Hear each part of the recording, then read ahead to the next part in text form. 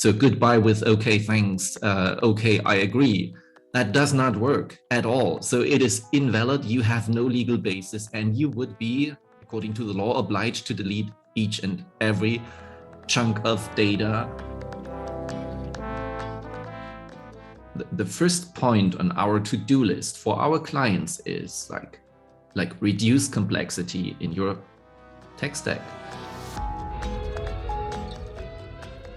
Hello everyone, I am Sergio Maldonado and this is Masters of Privacy, a set of interviews covering the intersection of marketing, data, privacy and technology with a clear goal in mind, which is redefining the relationship between people, brands and media around transparency and control.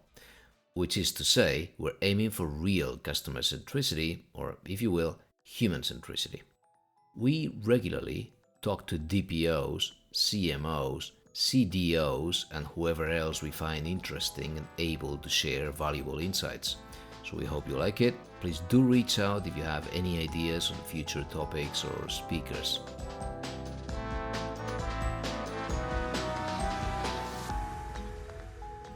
Okay, we have Peter Hense here today. He's a partner at Spirit Legal in Germany and advises well-known national and international companies in their implementation of digital business models, including e-commerce, automotive and travel. He is specialized in data privacy litigation with a particular focus on AdTech. With Peter, we're going to discuss the future demise of consent management platforms, or CMPs, which, as most people know, are the consent gathering pop-ups that pretty much have destroyed the European internet experience, if I can put it that way. As a segue, we'll start with OneTrust's move to prevent consent pop-up blockers from basically making our lives easier.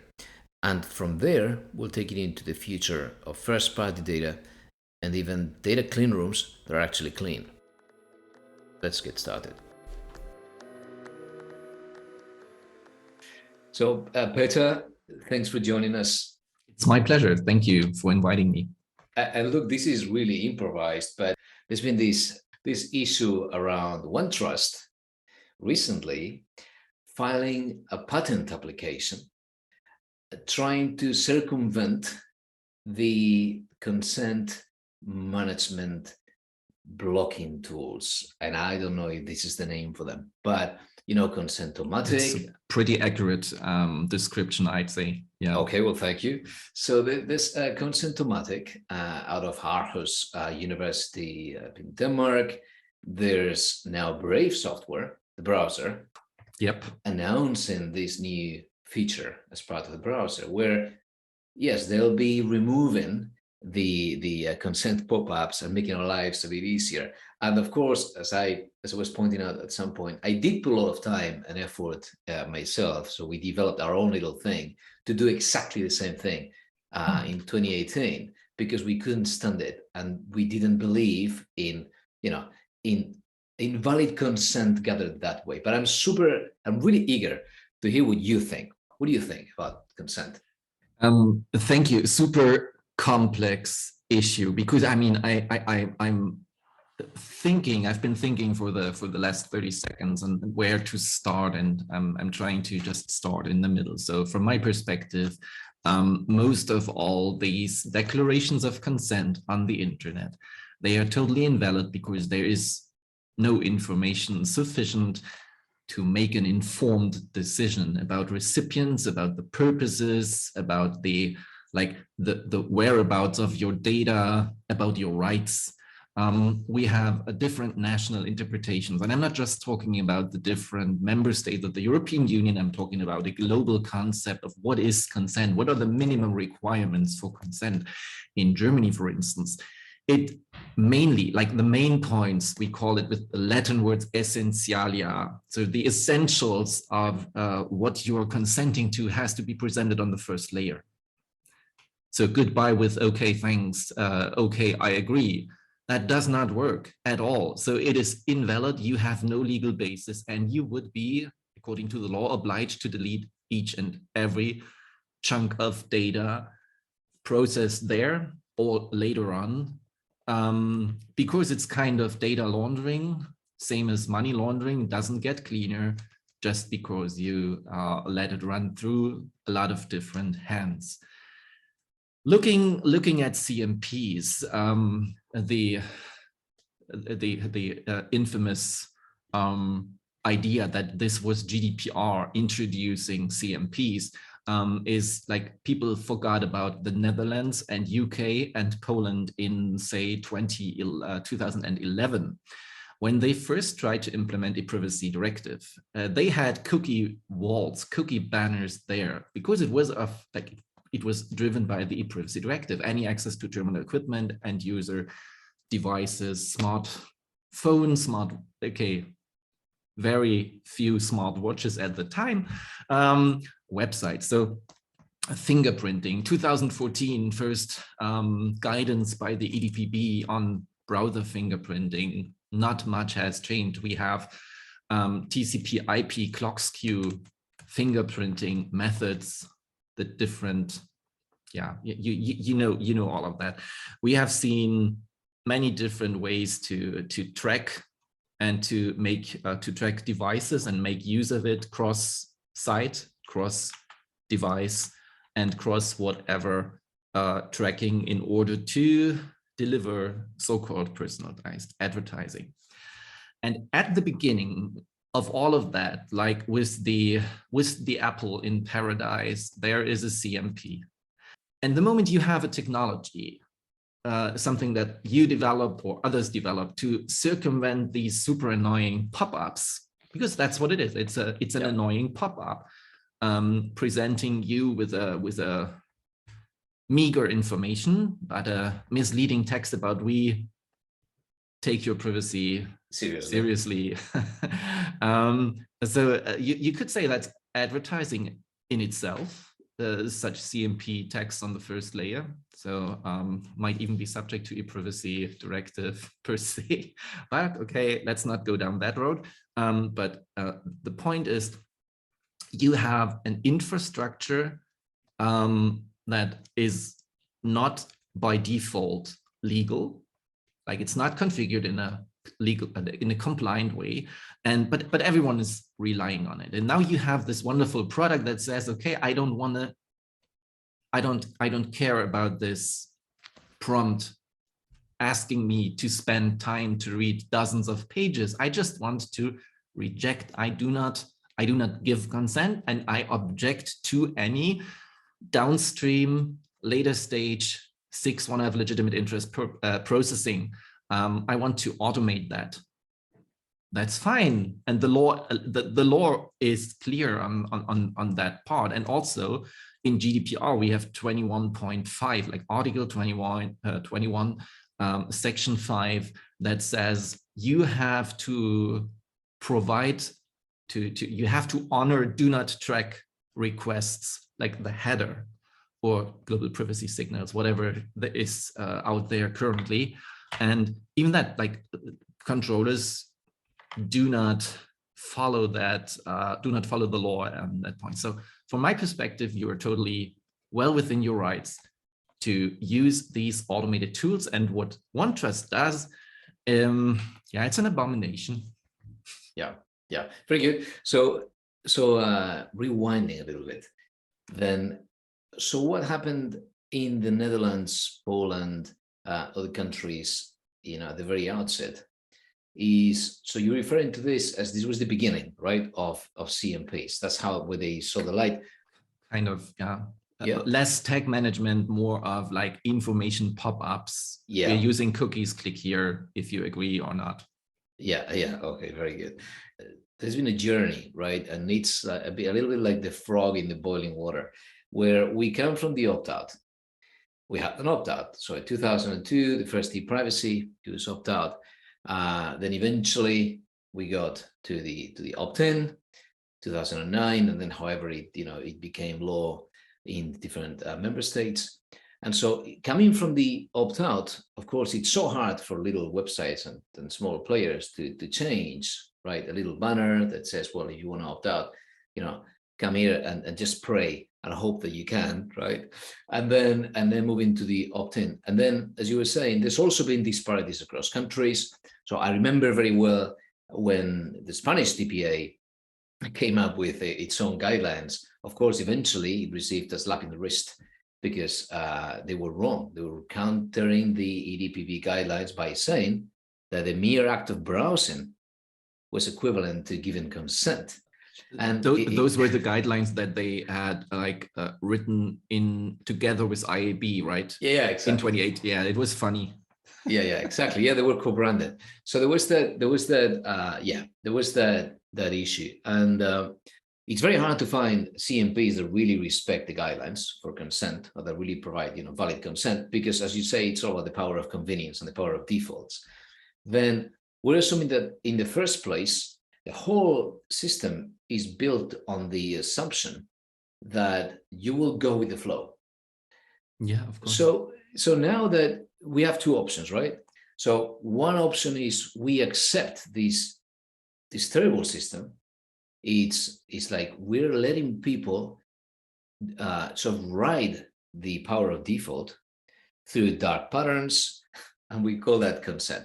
If we accept this world, then we need tools to help us. And so we need things like, Consent-O-Matic, Brave, and whatnot. The other avenue would be, let's not accept that.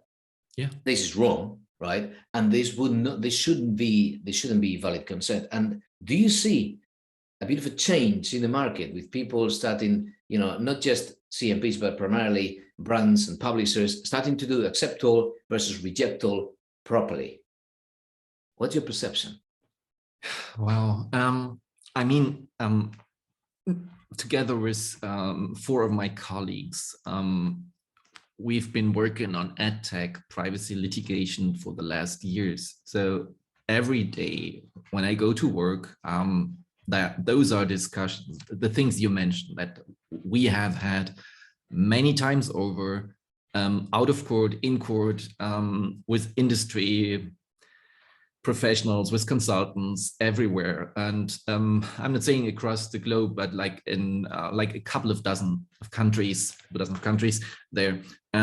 The thing is, you have to go to the root of this evil, and the root of this evil is like siphoning data off clients, not the servers, the clients. So your own terminal equipment, your phone, your smartwatch, your whatever, smart light bulb, whatever. So nobody's talking about consent management for them yet. And they're still collecting data. Yeah. And they still collect the data. So anyway, the thing is, we see a change in very recently over the last 12 months, driven by enforcement by consumer protection organizations and noise complaints, for instance, and where marketing departments that got de-skilled by Google certificates and Meta certificates, Google Ad Professional, Google Analytics Professional, like having no idea what this all is about, but you are able to use Google Analytics, a free tool for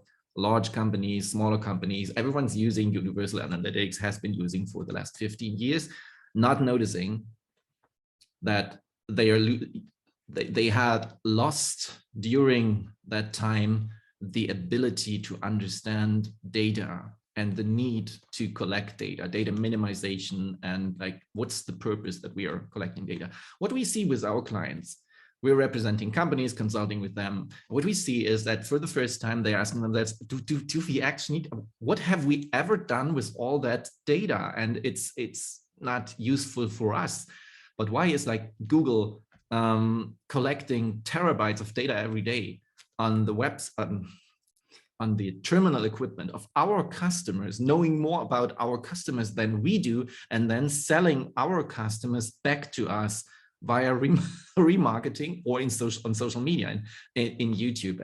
And so from my perspective, the moment people, companies, institutions realize that first-party data is the winner, and you should not share your first-party data with third parties for free, at least not for free, that's the moment we will see all these CMPs crumble and like being reduced to actual prompts of whether do you want to share certain information so that we can recognize you the next time you visit us, and we are not going to share that data with any of the other, insert any swear word here, third-party ad tech companies. And then in the end, they will see that from the ad dollar spent, not 90 cents go to the middleman technology, but maybe a lot more to the publishers, or they won't have to spend a whole dollar for reaching that audience that they wanted to target. So that's my perspective. You have to make them understand how the business took a wrong turn into the wrong direction, and get back from that. And to do that, these tools that you mentioned, and the global privacy controls, and whatever you want, ad blockers in general, helped a lot. Yeah.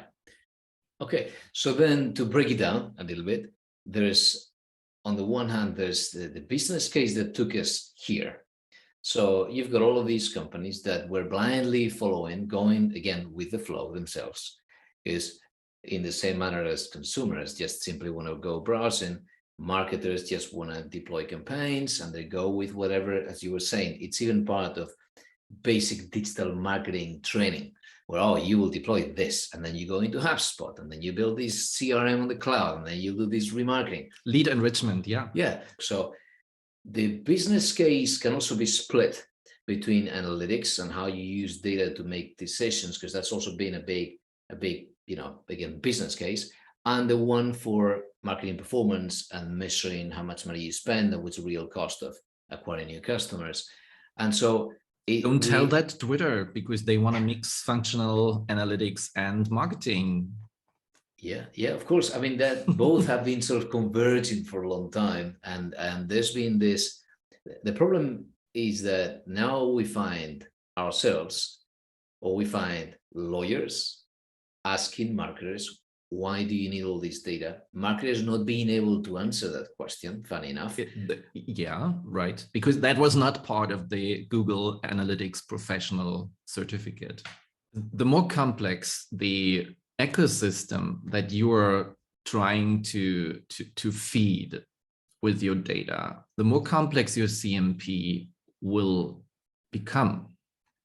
So like the first point on our to-do list for our clients is like reduce complexity in your tech stack. That's the first thing. Like kick out all these the 400 trackers that are being loaded and reloaded by other pixels that you had already integrated, because you're liable for them anyway, and you have no idea what liability actually means these times with all the wiretapping lawsuits happening in the US and all the other cases that are very likely to be introduced in the next year in Europe with the collective redress directive. So I think that some of these changes will happen very fast. So I guess that you're optimistic with regards to CMPs. Yeah, maybe. Okay. If CMPs don't make sense, if we get rid of complexity, because they are an instrument of complexity, the upper layer of a very complex environment, and you are telling your customers to look at all of these tags and containers and Trojan horses that every container has become. Yeah. If everything starts being rationalized, I'll tell you one thing. I mean, in my experience as well, people don't dare removing those tags because nobody knows who put them there. Right. So some people think their agency put them in there, so they won't dare. IT people that have a hand in the headers and or their consultancy companies maintaining the websites don't dare because they think the CMO has requested it. The CMO doesn't dare because he thinks someone in digital transformation or a CDO has done it. So sometimes it seems like you need to get the whole company together to dare, to be brave enough to question tags that have been there in the code for 5 years, 10 years. Hard-coded on websites, for instance. So sometimes you have stuff running on your websites or being triggered by your website that you did not even cover with the tag management. Okay, so if people rationalize that and there isn't that much, the data passing through from hand to hand, then we wouldn't need CMPs. But also, if we use them and we request and you ask for valid consent, proper consent, there's another question. And I wonder about how you deal with this with your customers, which is the question of the sample size, the amount of people that actually agree when you ask for real. So there were these studies, in fact, one from Aarhus University, which is the one that released Consent-O-Matic, and others from other universities, trying to understand what people would do if asked properly. And sample sizes fell all the way down to even 10%, 11%. We have seen CMP integrations that had a consent rate, or they still call it conversion rate. You can't get the marketers out of the marketers. So, but the consent rates of up to 80%. But those were not like not transparently asking for things, for data to be handed over. My personal opinion is that in the best case, or as an average, in average, 10% would agree for various reasons. So, but like those 10%, you should try to use that data to, let's call it, and monetize that data, for instance, to use it to train your machine learning models the same way that Google does with the future is predictive. We don't show you actual numbers in analytics anymore. I mean, that's their white paper, their current white paper. They are selling, we don't have the data, even though you're like sending us everything. We can't tell you what's true or what's false. We can't show you how many bots are on your website, how much our analytics data is fake, but we will predict by extrapolating from 10% to 100%. You can do that by yourself if you understand the statistics behind it. There are models out there, not that difficult, but not for the SMEs. Exactly. I mean, it's easy to say, I don't need the data once your system has been trained already by all of the data. So now you need a very small sample because you get in, little samples from everybody. But that's the question. So looking at the sample sizes, one thing is being able to build a panel like Nielsen, Comscore, Gallup have been doing for many years, where you really know who you are adding into that panel, so they really represent society at large. It's a very delicate exercise. It's very hard to build one, like Ipsos has done for the, in the UK. It's very hard to do. And that panel, in theory, does represent different layers in terms of socio-demographic segments. But you trying to, or a company trying to say, well, 10% of the people who visit actually want to be tracked, because, when I ask properly, they still want to be tracked. The 10% that agree, I will use that to extrapolate it and apply it to everybody, when in the end, perhaps people who tend to agree have nothing to do with the majority of those that don't, and therefore should not represent them in terms of statistics. Yeah. So if that's the case, I guess we're marching forward, slowly making progress towards this new world where we accept that CMPs are not really collecting valid consent, because if they do, the sample is too small to be representative. And if it is that small, all you're doing is bothering people, adding an annoyance that is useless. For some of our clients, we do a lot of CMP redesign. And one thing is, like, do not put the CMP on your actual home page, like the .com, because you don't need it there. If you want, ask granularly, step by step. When they move deeper into the purchase funnel, ask again, like, offer discounts if you want. I mean, that was something even that should even be in line with European fundamental rights. There was Fundamental Rights Agency that once published that you can, like, offer discounts for data, and it's still you still have the freedom of choice. That would be fine, and it would also, like, acknowledge that data has a value, not just for you as the controller, but also for the consumers in that in that. That's for another day. That I wouldn't open that. No, a horrible topic. I'm That kind of worms. That's a kind of worms. I'll keep it for another day. Makes my head explode. Yeah, Yeah, totally. But listen, you've said something really useful. This is a very good analysis because, as you said, if you integrate consent gathering within the website experience and you're collecting data as you make progress, then you don't need a pop-up run by a third party storing data elsewhere, where the third party wouldn't sell the pop-up unless it's granted that you will have a very high consent rate. It's part of the sales pitch. So if they're going to see very low consent rates, then they wouldn't sell the pop-up. Therefore, it's ingrained in the business model, and in a way, CMPs run counter to privacy by design principles. Is that in some ways? Definitely. For instance, if they were compliant, they would only deliver their services so in a way that Article 21.5 would be respected. But the moment do not track signals are honored, it's over for 99% of the trackers integrated there, because the objection to 6.1f, there is no legitimate interest left over for marketing, because the moment I say no, it is over. You can't use that data.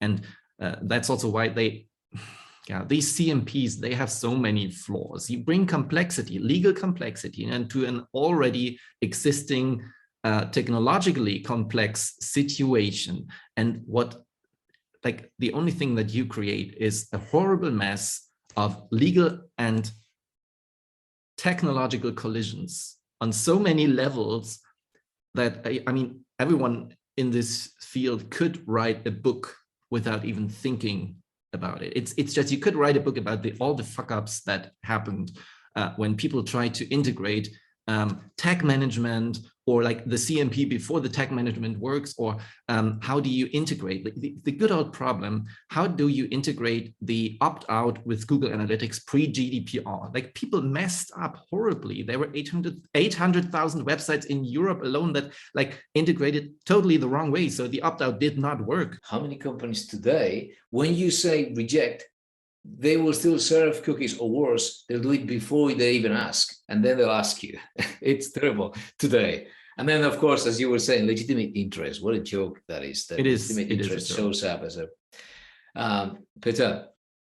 Just to wrap up, is there any prediction that you would add to the environment, or at least something you would like to see happening in the next few months? And how do you see that would impact our experience online? I'm not good at predicting. I did not think the UK would vote for Brexit. I had hopes and trust, and I did not think that the US would vote for Trump. I had hopes and trust. So what I see over the last 12 months, that even though Europe is a driver in terms of legislation, and that we have actually produced something good with the GDPR. E-privacy got neglected all over the world, okay, but GDPR, they think it's the gold standard. They actually do that. They copy paste it into many US state laws. But even those state laws, they didn't change much. What we see is a rise in these violation of wiretapping, anti-wiretapping laws in the US. And the tipping point there, from my perspective, because the US is a driver for everything there, was not a sudden interest in in privacy as such, online privacy, but it was the Dobbs decision. When suddenly people said the right to an abortion is part of my right to privacy, and please don't spy on me on the web whenever I call up a web page to make an appointment with a doctor, or I visit a website, a forum that talks about contraception or stuff like that.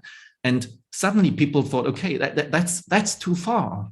You can't have a metapixel on a hospital's website sending all the information about me with unique identifiers, universal unique identifiers. They can find me everywhere. And then annoy me with targeted advertising or selling that stuff to rogue state authorities that are going to hunt me down because I was asking for an abortion. So that's a driver, and that was a tipping point I did not expect. I did not foresee that at all, never ever. So from my perspective, it will be and stay volatile. There are no predictions, but what we see is if you have a bunch of lawyers in the US and a bunch of privacy professionals in Europe working on the same topic of enforcement against ad tech, that's going to produce an outcome. For companies, my advice is have a plan B ready. Make first-party data valuable. Use alternatives such as compliant data clean rooms, not the stuff that Google offers, but there are other alternatives where you can't actually see the other party's data, but you can sort of find lookalikes. That's a nice way to do it. And you might even be backed up by the EDPB. But so that was the last one, and I do have to follow up on this one that you just mentioned. Okay, sorry. So a data clean room is all the rage. Google, as you said, just through support behind, InfoSum, Habu, and environments where beyond what Google was offering with Ads Data Hub, which is that you access all data in aggregate, but it's first-party data. Now we've got what's still being called data clean room, an environment where you duplicate the audience across publisher and advertiser. And they merge, and they are, again, of course, they're anonymous, but there's an ID. So you are the same person in the Spiegel and the advertiser. So if that's crossed, that's not the data clean rooms I'm talking about. Okay, I'm talking about like actual just segment comparison and finding similarities when you do not exchange identity. The moment you put in identifiers, it is definitely joint control, and you have to have a legal basis for both or any party involved in that, which most data clean rooms do not have. So you end up with consent management platforms again on both ends. That could be a way, but like if you strip the data of all like most of the personal traits, you could create segments and work. Like, colleague of mine, like he was next door here, he wrote an interesting article about data clean rooms. I just posted in the chat here. You can have a look at it if you want.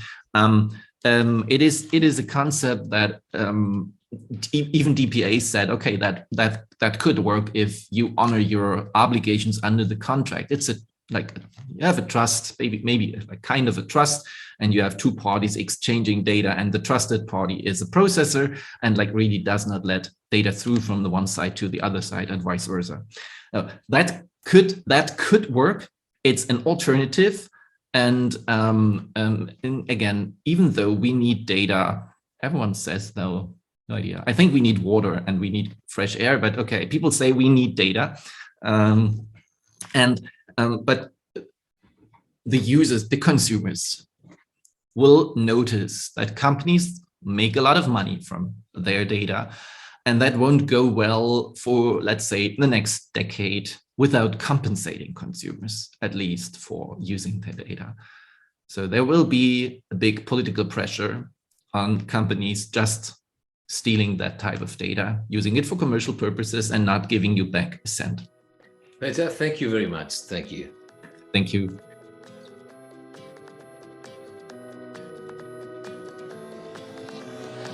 Okay, that's all for today. And you will find some episode notes and links to our social channels on mastersofprivacy.com. Thank you for listening.